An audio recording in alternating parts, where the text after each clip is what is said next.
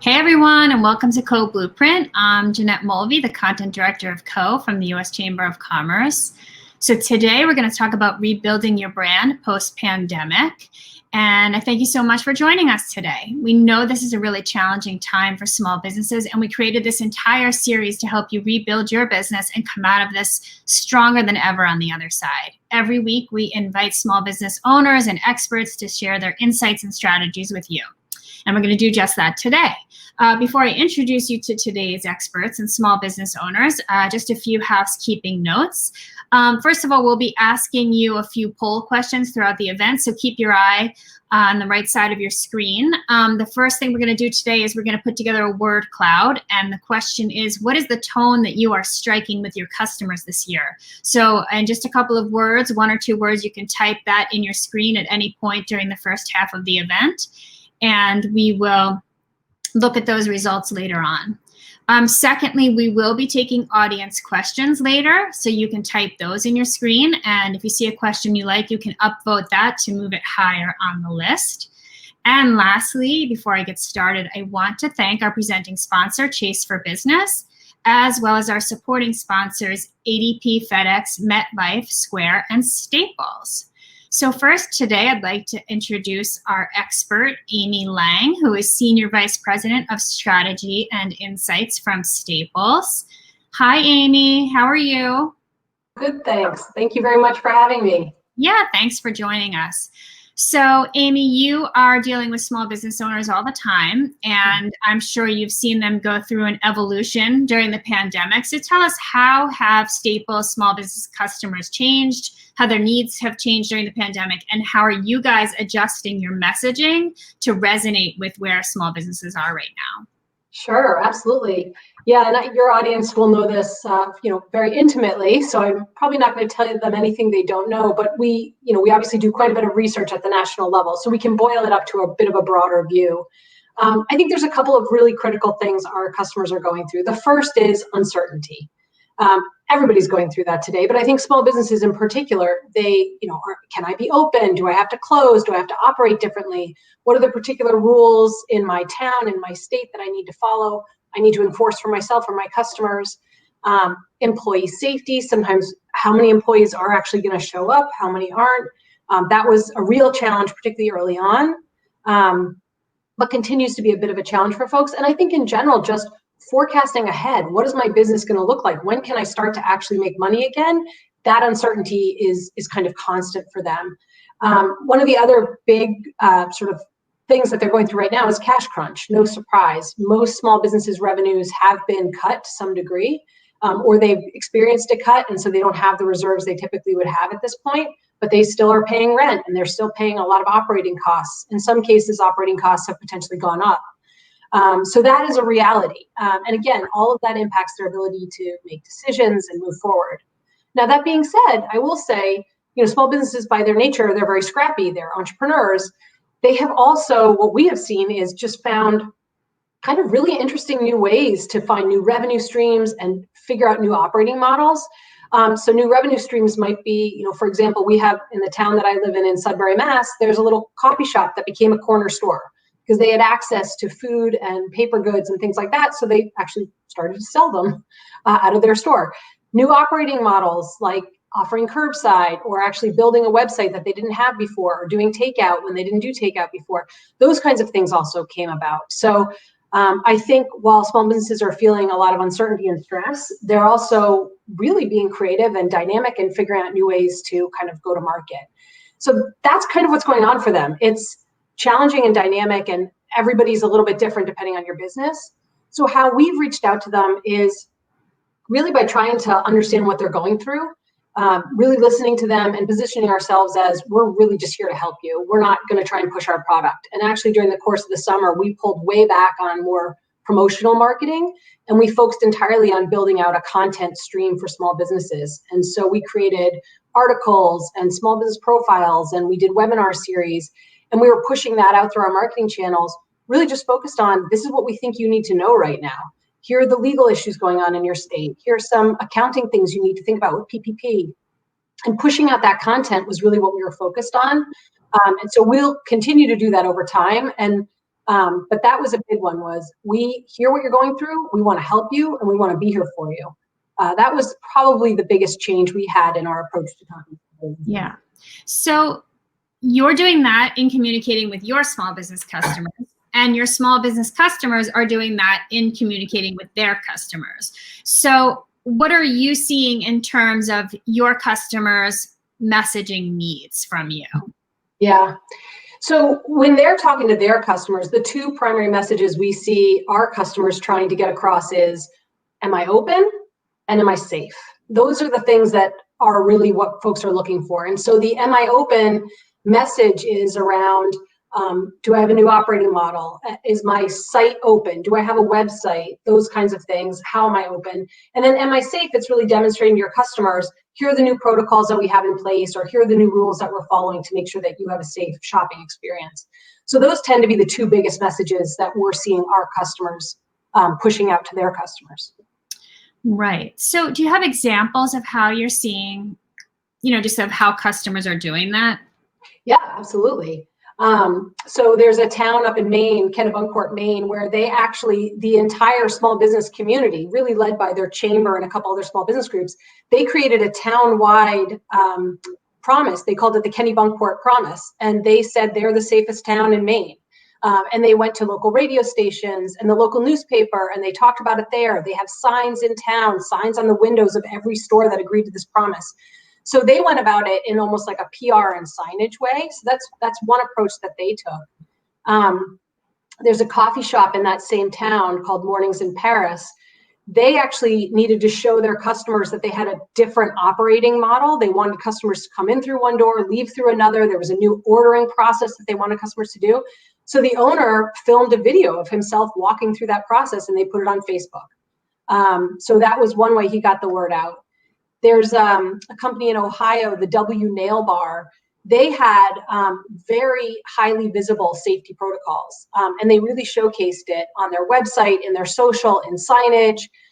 Every customer who came in was told these are our protocols right as they walked in the door. So they kind of communicated it that way. So everybody kind of goes about it your own way, but it's generally a mix of using digital and signage and things like that.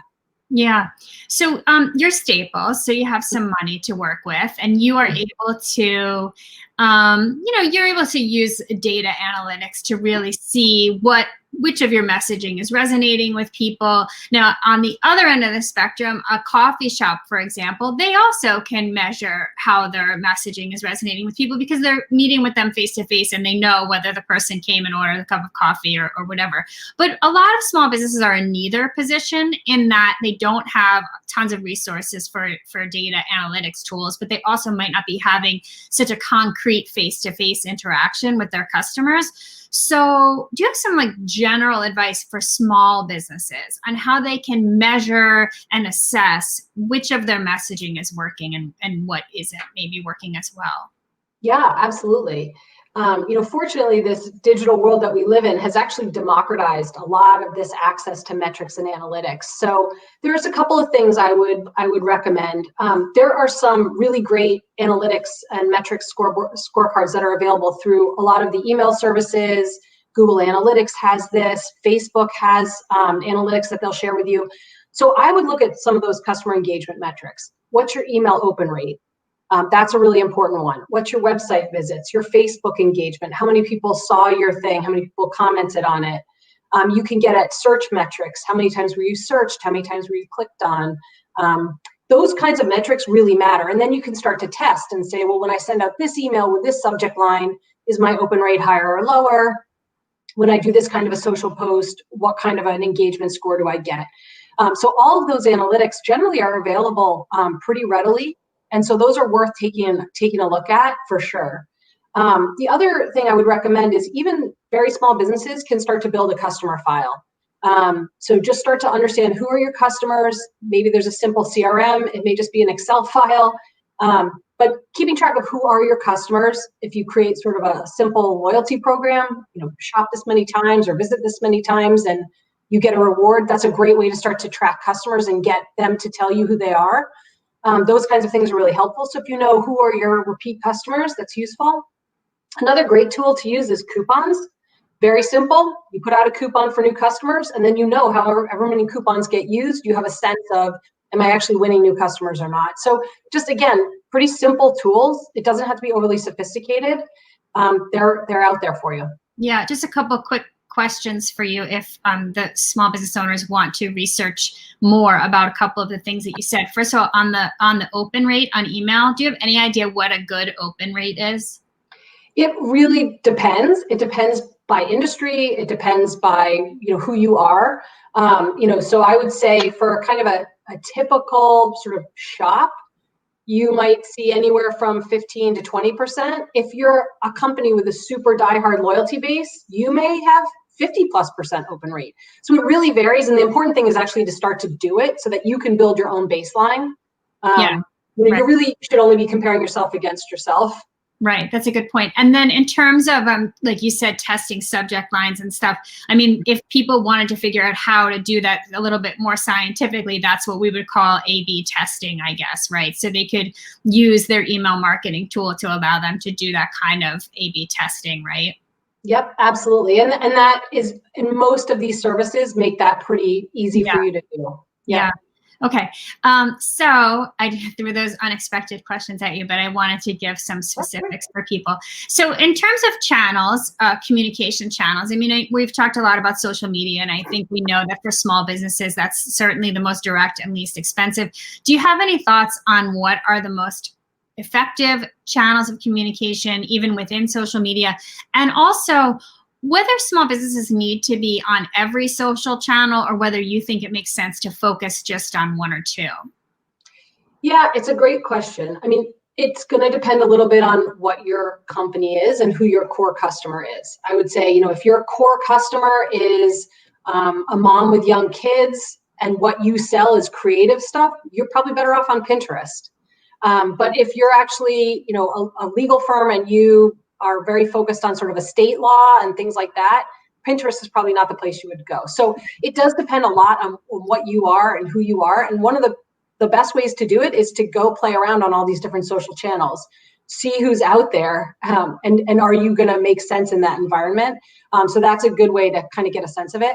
It really depends. I mean, at Staples, we're on everything, right? We're on Instagram, we're on Facebook, we're on Pinterest. We're also on LinkedIn because we do a lot of small business directive things. So we actually push out through LinkedIn a lot of our small business content, whereas we're on Pinterest to moms and we're on Facebook to more of the general consumer. So it depends a little bit what you're going to do. Now we're a big company, but that would be something that I would look at. It really depends. I would say in general, Facebook is pretty ubiquitous and pretty easy to use. They've got great metrics. It's a great place to start. They've got Facebook for Business. It's pretty easy. I would probably start there, honestly. That's good advice. Thank you. We're talking about messaging and channels and how to measure, but what we haven't talked about is tone, right? So there's a lot of different ways to market. So do you have any advice or thoughts about how small businesses can be adjusting their tone to address their customers and where their customers are right now? Yeah. Well, I think you hit it right there. It's where are your customers? Who are they and what are they going through right now? So, if your customer is a mom or a dad, right now they're thinking, my kids are starting school. I have to figure out learn from home. I'm also working from home. I'm scattered. I need help. If you're a restaurant in that town, you may want to be pushing out a message to them that's, let me help with your weeknight meals. Let me help you solve this one problem you have. But it depends on who your customer is. So my advice would be really understand who your customer is. Try and figure out, are there one or two customers that is the bulk of your business, and understand what they're going through and message to them. That's kind of going to be specific. But the other piece would be, I think the tone that we're seeing out there right now is people are really trying to be clear about, I am safe. I am a safe employer. I'm a safe place for you to come and shop, or I'm a safe way to engage. So kind of making sure that message is front and center. If you're a storefront, if you're a restaurant, that's an important message to be getting out there, because that does matter to people right now. Yeah. So what have you guys done differently at Staples that you think you'll now stick with post-pandemic? One of the biggest things is I think we've actually gotten much, much closer to our customers. We are spending a lot more time and energy doing research, doing social listening, talking to customers. we have on our website, Staples Connect, we've started this whole content series where we're profiling small businesses. And in that profiling process, we've talked to thousands of small businesses. And so we're just learning a lot. And that has been really valuable. So that's one thing we've done much more of, and I think we will continue post-pandemic. We've also shifted a lot of our marketing towards more content heavy. Here's an email that might come through with 3 or 4 promotions, but also 3 or 4 articles or links to a chamber webinar or something like that, because we know that the customers are looking for more than just deals. They actually need help. And then the last thing I'd say is I think we have been a little bit sharper with our decision making. We've just been much faster. The market dynamics are changing so quickly. Customer needs are changing so fast. We've just been a little bit more risk taking and just made more fast decisions. And it's scary, but I think it's kind of the way we need to operate right now. Yeah.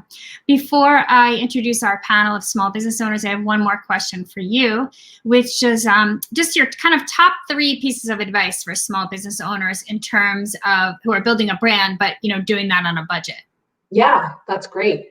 I think that the first one is, again, figure out who your customer is and what your message is going to be to them, and just hit it relentlessly. You will get sick of it far before a customer even sees it once or twice. So don't be afraid to keep saying the same thing. I think that's an important thing to say. The next thing I would say is really manage your digital profile, particularly search.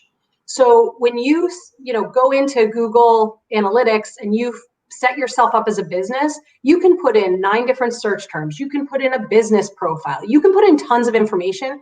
That increases your searchability and just increases your web visibility tremendously. And it's super low cost and super effective.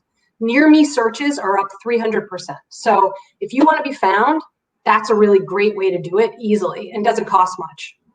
And then the last thing I would say, we've talked about a little bit, is use those social networks. Even if you don't have a website, you can do a lot through social. It's highly local and you can really get your word out and you can present your brand exactly the way you want it. But again, I go back then to my point 1, which is just be consistent. And you want to try and build a brand, you've got to say the same thing a lot. And it may feel like you're never changing what you're saying, but that's kind of okay. Yeah. Well, thank you. Sure. We will see you a little bit later for the audience Q&A. Okay.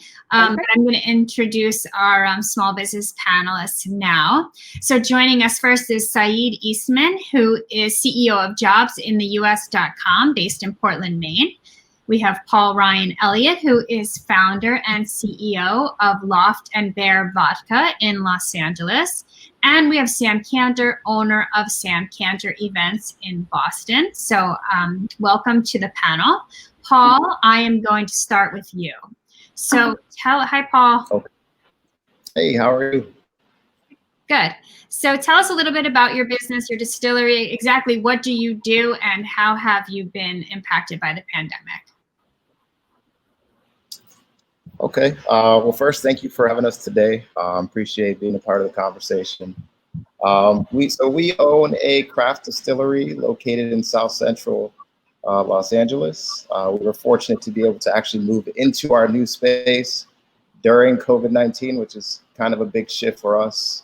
We're well known for our craft vodka spirit that we distribute in California, as well as Virginia and Nassau, Bahamas. We also have a RTD, which is a ready-to-drink batch cocktail in the Bahamas as well. And we're just doing the craft distillery wave thing and hoping to continue to make progress just through the COVID-19 kind of struggle. Generally, our business prior to the pandemic was kind of like our focus was owning our backyard in terms of how we distributed and how we approach customers. On-premise accounted for as much as 80% of our annual revenues, which is a big hit if you think about what happened in terms of the closures. We actually saw about a 90% cut in our staff, and just we immediately had to focus on the off-premise, right? So we've got some good partners with Rayleigh's and Bristol Farms, Bevmo, Juan's Pavilions in terms of distribution. And that became kind of like an immediate focus when things kind of hit.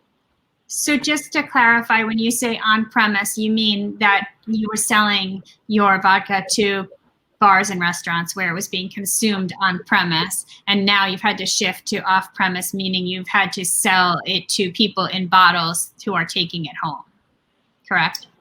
So on-premise, absolutely, restaurants and bars. Off-premise, more so just the retail and chain distribution points.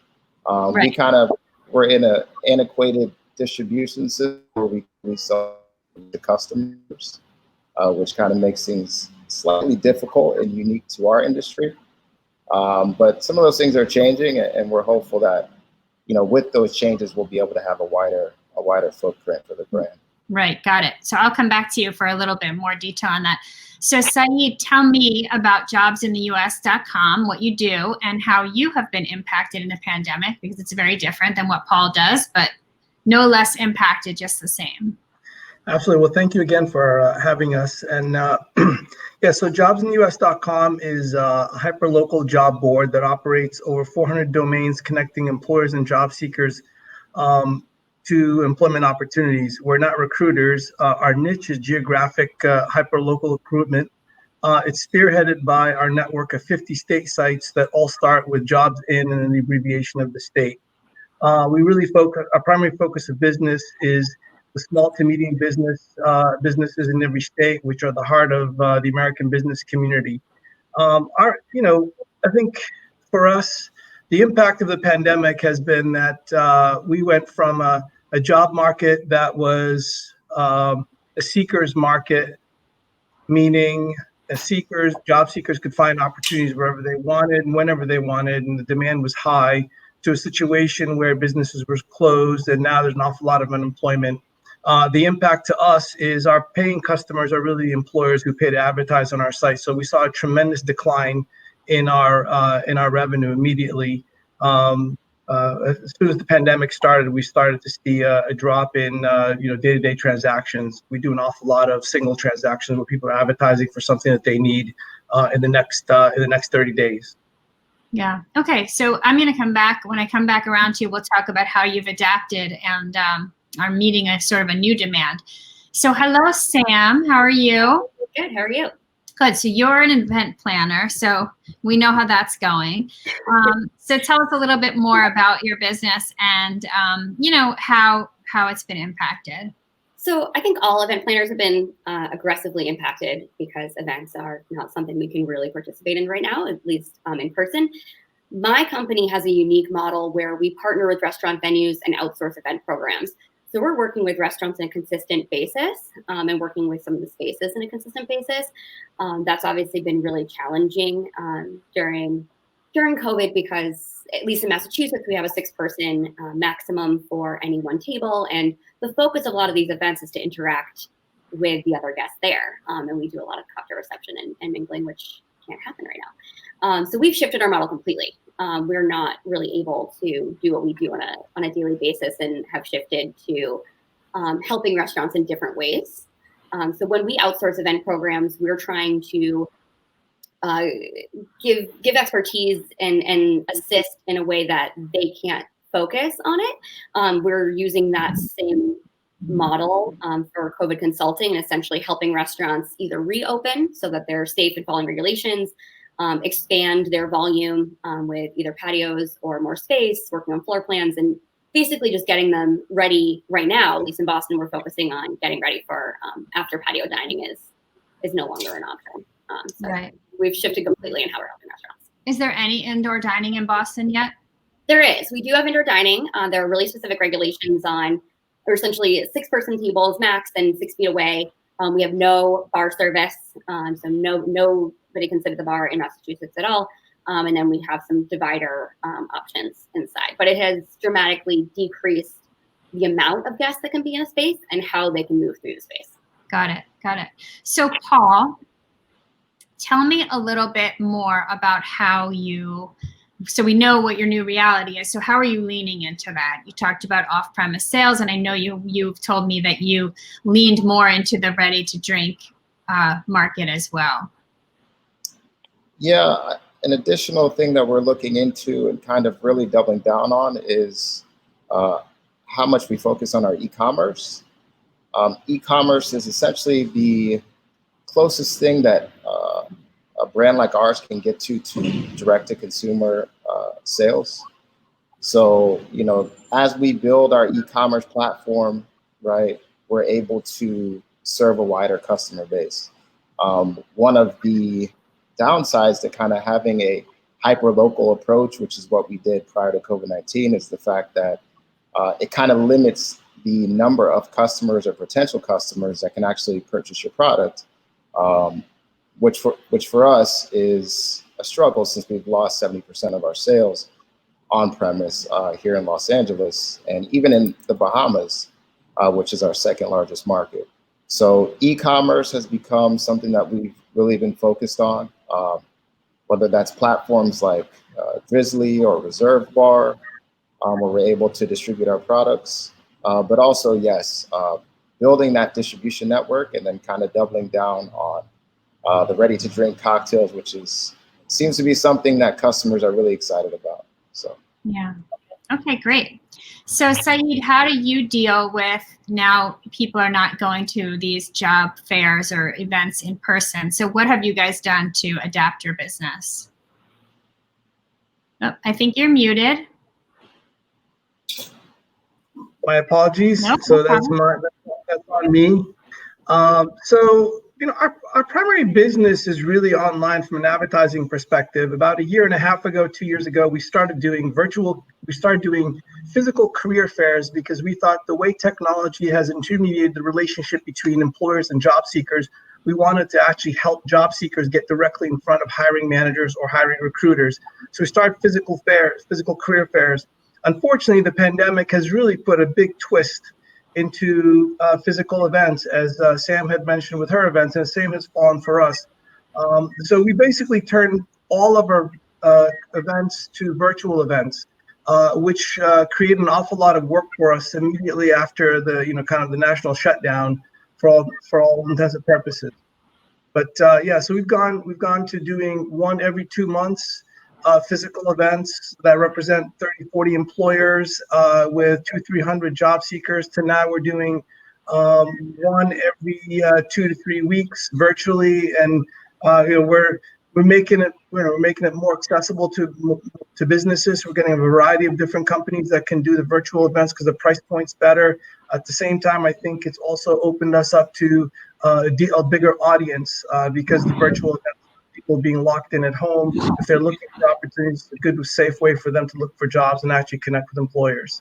Do you think you'll continue to do virtual events even when you go back to being able to do physical? I think we'll be measured on how we do that, but the answer for the foreseeable future is yes, we will continue to do it. I still believe that relationships and referrals and networks are really important in the recruitment process. So we will figure out a way to get back to physical events when the time is right. But for the time being, yes, we will continue to do virtual. We'll continue to encourage employers to participate. And as we talk about, why businesses should do these, it's really a branding effort. People want to know that you're an employer of choice, that you're out there and you're active and engaged in recruitment, even in a down economy. Your name is out there. So when you're doing a career fair and you're attending, we're spending roughly a month's worth of time building up audience for these events, both on all the social media platforms and other means of marketing. So I think businesses will participate, and we will continue to do the same thing from a virtual perspective. Yeah, great. Sam, you on your website call yourself now a COVID consultant. So we're talking specifically, this event is about branding. So you have literally had to rebrand yourself as something that is described by a new term that didn't even exist. So can you just talk about your decision to rebrand yourself as such and what that has entailed in terms of, I'm just curious about the specifics of how you've had to go about explaining to either existing customers or new customers that you sort of have this new role. So, I think our rebranding was a necessity more than anything, because events, kind of as I mentioned, are just not non-existent. So the way that I've tried to shift the branding is not just, I think we are kind of categorized as an event company, and we've shifted to a bigger picture model where we're here for restaurants. So I've always categorized myself as a restaurant event planner. It's always been my focus, and food and beverage is a big, in hospitality, are big focuses of what I do. And we do more essentially now than just events. So it's really been expanding our offerings. Event consulting is something that we offer. We create event programs, and consulting isn't new, but the type of consulting is. So we've really just shifted what we're doing. I think there's a lot more synergy than even I realized before the pandemic on what we're doing with restaurants and reconfiguring floor plans, things like that. Floor plans are something that we work with in events every day. We're usually trying to figure out how to fit more people comfortably into the space, and now we're trying to figure out how to fit less people in a space and have them feel comfortable, and still have it be an inviting environment. But it is pretty directly related. We're just kind of expanding the offerings and giving restaurants exactly what they need. And typically what they need is help with events, and now what they need is help with how to deal with the pandemic. Yeah, that's really interesting. Thank you. Paul, you talked about, focus it more on off-premise sales and connecting like e-commerce and delivery. So tell me a little bit more, Paul, about I assume that creating a brand, when you're selling your brand to a restaurant or a bar, is different than selling your brand to an individual consumer or to a retailer. So can you just talk about how you've gone about changing your sales and marketing strategy as a result? Yeah, absolutely. I think what this has forced us to do right now is spend a little bit more time focusing on the actual consumer. Consumers are really driving a lot of the alcohol consumption habits right now. And just like we're responding as manufacturers of brands, so are the customers that generally we were working with prior to COVID. So right now, doing virtual tastings or happy hours is just one kind of introductory way that we've been working to, connect more with our customers. But ultimately, how do we market the cocktail experience or the spirit experience is something that's unique to what we're doing now, right? Before it was kind of like a work with your customer, and they kind of dictated who comes and goes, right? But with COVID-19, you kind of see, hey, people are at home and they're looking for more unique ways to kind of pass the time and kind of enjoy their experience with their spirits, right? So it's given us a chance to connect more with the consumer, but also still engage with our customers to help them develop a better understanding of who is patronizing, even still during this time period, and ultimately who will be coming back to be a regular customer once all this is kind of said and done. Great, thank you so much. So Saïd, I'm coming back to you because I wanted to talk a little bit about your switch in your branding and marketing technique. I know that you are taking more of an informational and I'll let you tell it. Tell us a little more. Yeah, so, one of the things that we immediately realized once the pandemic hit and businesses started to close is nobody was hiring. Yet we wanted to make sure that our clients knew that we were still out there and we were here to serve them when they were ready. So a couple of things that we've done. One is for clients of ours that were in the midst of negotiating renewals, et cetera, we gave them extension on their contracts because they really weren't taking advantage of our services during that period. And the number of people who've taken us up on the offer has been amazing, which is really good for us because it allowed us to keep the business that we already had in place. So an example, a 12-month contract became a 15-month contract, which is great. The other part that I think was really important is while we wanted to let our employers know, our customers know that we were out there to work with them, we also wanted to be informational in how we communicated with them. So the first thing we did is, one is we seeked out the associations in the local areas where we do business, such as hospitality association, tourism associations, restaurant associations, and made sure that those the leadership of those associations were aware that we're out here. And then secondly, we created content that was relevant to the associations, along with future use promotions that those members can use when they're ready to open and reenact and activate their business. So that's some of the things that we've done as a way to kind of not necessarily change our model, because our model is still the same. We're still a recruitment marketing business, but we wanted to make sure that our customers, both employers knew that we were out there for them, and then also job seekers knew that we were also out there for them, helping them connect to employers when they were ready to get back to work in a safe manner. Yeah, interesting. Thank you, Sam. I talked a little bit to me about tone and being thoughtful about the tone you were using with your clients. So I wanted to ask if you could share that with the audience, because I thought that was very poignant. Yeah, I think that, well, tone has changed pretty dramatically, I think, for everybody. In the restaurant industry, these businesses are typically really personal and really important to the people that open them, and restaurants are not really that profitable when it comes down to it. These margins are not huge. So these are passion projects. When I'm talking to clients now, and I'm talking to venues, I'm really focused on treating them like they've lost a member of their family, because they could have, and they might be, and that's what these restaurants are to the owners. They are so important, and it's so personal and such an intimate relationship when you're dealing with something like a restaurant. And the tone has completely changed, because I can't market to somebody about what they're going to do for events when they reopen if we don't know if they're going to reopen. So it's definitely a different conversation and a different way of approaching it. Do you feel like your clients are appreciative of your recognition of their reality? I hope so. I certainly hope so. I mean, I think the relationships, again, in the restaurant industry are usually a little bit more personal. We don't follow all the business protocol as a lot of industries.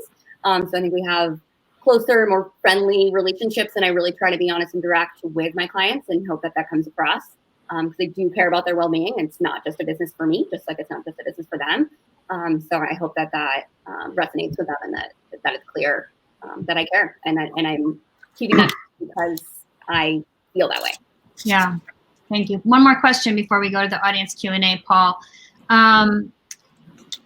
What have you started doing now, or are you doing differently now that you think you'll stick with once things go a little bit more back to normal? I think one thing that we've really understood for a while, but have focused on now, is just having more of that engagement with our followers and our customers.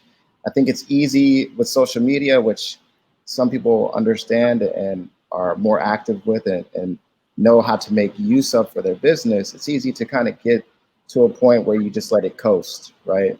And you may end up taking your customers and your supporters for granted by not engaging with them and communicating on a consistent basis, right? But one thing that I would absolutely expect us to continue to do is make sure that we're talking to customers, make sure that we are kind of understanding what we could be doing to add more value moving forward. And I think that's always a good thing, right? Our new products that we put out in the Bahamas and what we'll actually put out this coming year are based on just customer feedback and just talking to consumers in real time, right? And I don't think that's something that we'd want to get away from again. Yeah, thank you. All right, so we are going to go to the audience Q&A, but first of all, thank you to all of our small business owners, and I will come back to all of you and Amy for the Q&A. But we're just going to look at the word cloud that has been created since people have been typing those words in about their tone, which we talked about a lot. So we see safety, empathy, compassion, understanding, confidence. I think confidence is interesting because it's not maybe the first thing you would think of, but surely you need to convey that confidence to your customers or they're not going to feel comfortable coming back to you. So that's really interesting. Thank you to the audience for answering that question. We're going to do a second poll right now, audience, so get ready to vote. And the question is, how would you characterize your business status right now? So go ahead and fill that out. We see that most are completely open or open but remote. So it's good to see that not very many are closed. I'm not sure what other would mean. So we can see that the audience is actually pretty evenly distributed between completely open and open but remote. So that helps us panelists understand sort of where the mindset of our audience is as we're talking today. So I'm going to take us to the audience Q&A. I have some questions here that the audience has sent in. So I'm going to start, Amy, with you. This person says, how often should you update your branding?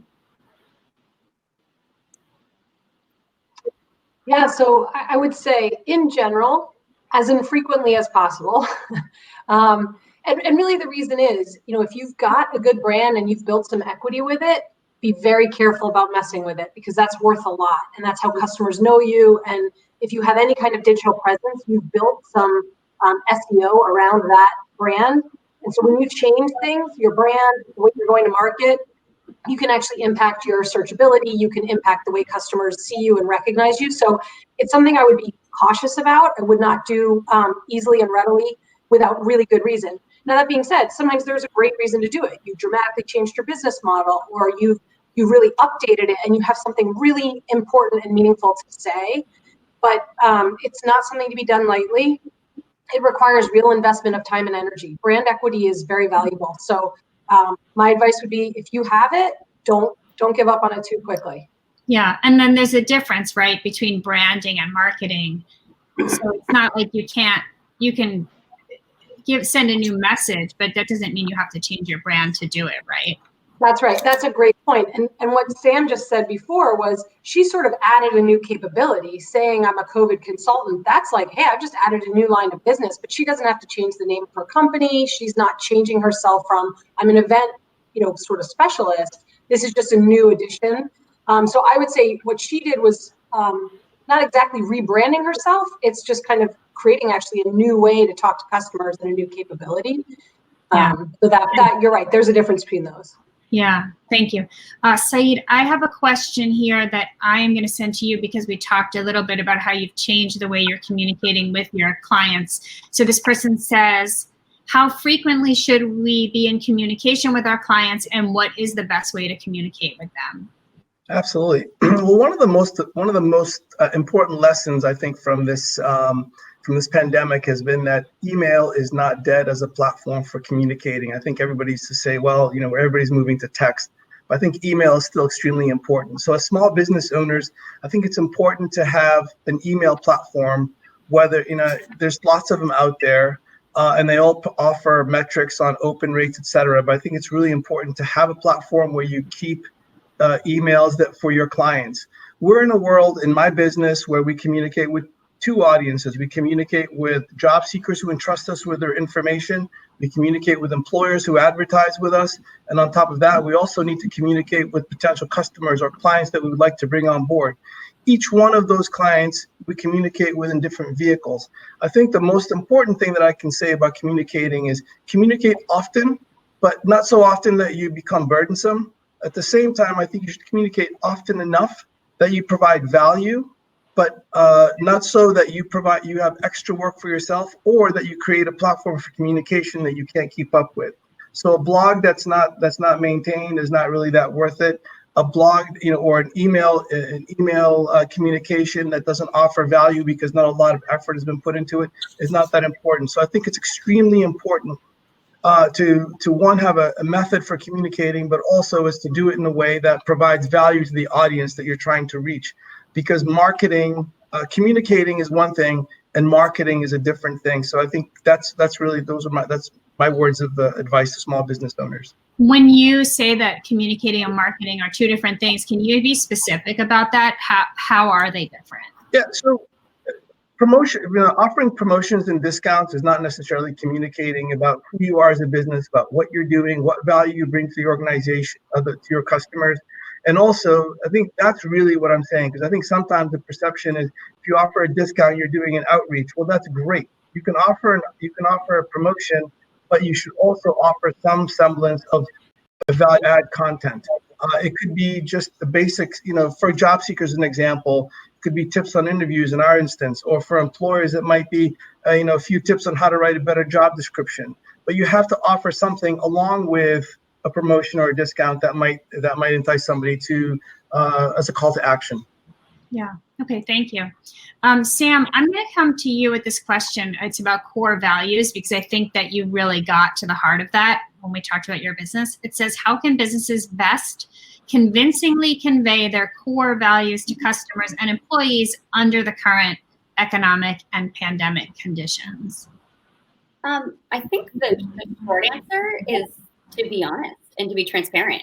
I'd like to think that I don't have to, quote unquote, convince my customers and employees that I'm just being who I am and being passionate about it. And that's how I feel. And hopefully that it's obvious that I'm being honest about that. And I've always been really open and honest with my employees. I think that they appreciate that approach.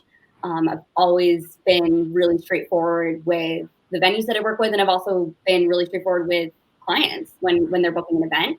I think it's really important to be honest, especially right now. I'm telling people if they don't feel comfortable booking an event that they shouldn't. And it's not about working with me or working with somebody else. I want them to feel comfortable. And that's how I feel. So I'm hoping that the way that I'm communicating is very much who I am, being straightforward, being honest, and that it's obvious that that's the case. Yeah, thank you.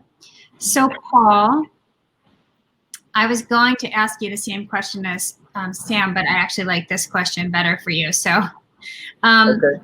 Because I feel like this really fits what you're doing. So it says, what is the importance of telling your story as a business owner, and how do you do that in your communication efforts? And I know that you are doing that one customer at a time right now. So could you talk a little bit more about that? Yeah, I think we're kind of in a society where business in general has just become very competitive. Our generation, the millennial generation, has kind of come to value, narrative and the story behind your brand, kind of above all, right? And it is kind of a unscalable, one person at a time venture, but at the same time, I think there's a compounded effort that has, right?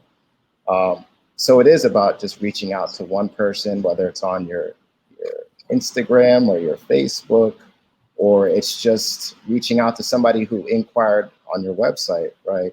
Those are things that eventually kind of have a disproportionate effect on your business, right? But you don't see that in the short term. So for me, it's hard not to get too bogged down in the day-to-day, but also taking time to make sure that I see customers in a safe way these days. And just that I'm communicating, hey, this is who we are, and this is what we stand for, because ultimately those tie into who you are as a company, what your values are, and they kind of see that in you depending on what your story is. So, you'll find a lot of people who may resonate with, some of the same struggles you've had in the past, or just they want to go down the same career aspirations that you have. So it's fun. If you let it be fun, I think it can be very motivating for people, and also just inspire them to kind of pursue things that they enjoy. Yeah. Paul, I'm going to stay with you for a second because I have another question that I think you're uniquely qualified to answer. So you had mentioned leaning into delivery services, and this person is asking, in the restaurant business, how do you decide when it's time to stop using third-party delivery services that are obviously charging, and develop your own delivery service? Have you thought about that at all? We have. Because we have distribution in the Bahamas, we can kind of get around some of the more stringent laws regarding delivery. But ultimately, I think it's about understanding your numbers as a business and kind of doubling down on the markets where you can establish a profitable delivery business, right? We have different platforms that we use for e-commerce, but The ones that I tend to lean into are based on, the shipping costs for our customers, right? And how soon that they'll receive their products. Because ultimately, if the end user is disappointed with the service, whether you're paying, 100% more or less with a certain delivery provider, ultimately the customer is not going to be happy, right? So I think if you were to take a survey and understand, hey, we are willing to possibly delay our need for this product by X number of time or minutes or hours, days, etc.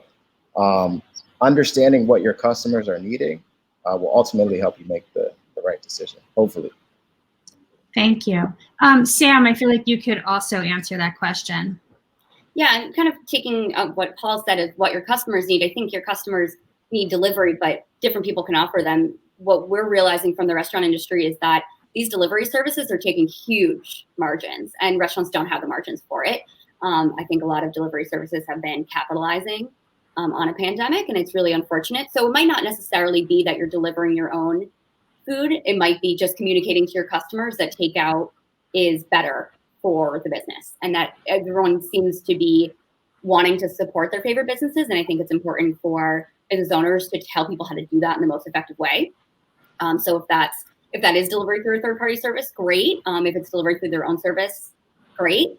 And if it's just takeout and ordering certain things directly from them and doing pickup and maybe providing some kind of motivation for them to do that, that might be the case, because that has been a real struggle for restaurants who weren't very reliant on takeout and delivery before, or finding that those fees really, really add up and really affect the bottom line. And most of those companies, and won't name names, but a lot of those companies are not treating this pandemic, I think, the way that they should be, by updating their fee structure to work for restaurants. Great, thank you so much. Amy, this person says, how do you communicate safety measures in a fun and exciting way? Yeah, it's a great question. And I think a lot of places are really struggling with that. I think there are a couple of things that you can do out there. One is using video and pictures, and social is a great way to do it. And I have seen a lot of, particularly, like little coffee shops and ice cream shops and little stores and stuff have done that, where they're taking fun videos of themselves or their kids or families going around the location, and they showcase their safety protocol. That's one way to do it. Another way is actually using some of the physical assets at your site, where you're, instead of having just a floor decal that says stand here 6 feet apart, you can have silly little like ostrich feet, cutouts, or, there's silly things that you can do. And even just kind of like having a little bit of fun with stuff. Those are the ways to do it. It does depend a little bit on your business. If you have sort of a lighthearted brand and you have sort of a fun kind of shopping experience, you can get away with some of that. If you're a law firm, you maybe wouldn't take that approach. But those are some of the best ways to do it. Is video is great. It's super easy. You can get it out there on Facebook pretty easily. And using signs in your location is another great way to do it. Yeah, thank you. So a law firm, no ostrich feet. Yeah, probably not. Saïd, I'll give you a couple of questions to choose from. I know you had a thought about the restaurant thing, so you could comment on that if you want. But I also wanted to ask you, this person says, what brand and marketing innovations are emerging in your industry? And I think that your industry is very interesting to everyone on this call, because everyone on this call at some point probably needs to hire. So I'd love to hear an answer to that question specific to your industry. Sure. I think the big changes in marketing innovation in our space have really revolved around outreach to job seekers. And that predominantly is moving towards mobile and text. It's still the process for finding a job for job seekers still starts with some sort of online search. It just happens that now people are doing it more so untethered to a desk or notebook, desktop or notebook computer. They're doing it in a handheld. At the same time, I think as the newer generations of job seekers are out there, they're more freely giving information about themselves to providers or third parties, which is good and bad, right? But at the same time, that's one of the big innovations or big changes is direction around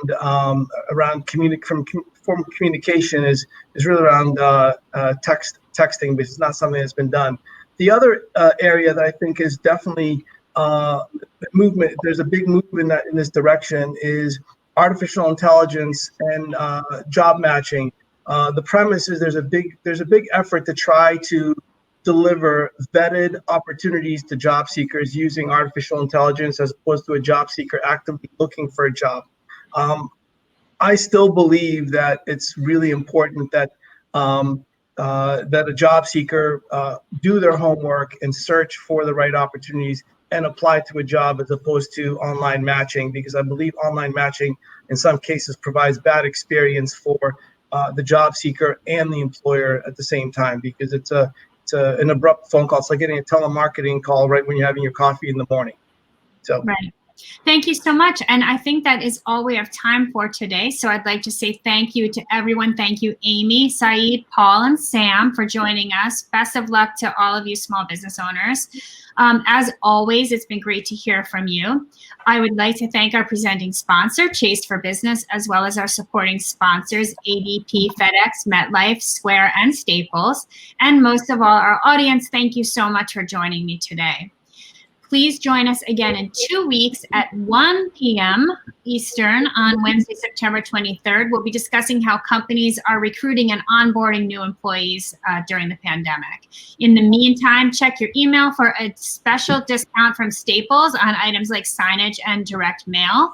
And don't miss the great resources that are available to you on this webpage from the U.S. Chamber and our presenting partner, Chase for Business. Together, we will recover and rebuild. Thank you all, and we will see you next time. Bye-bye.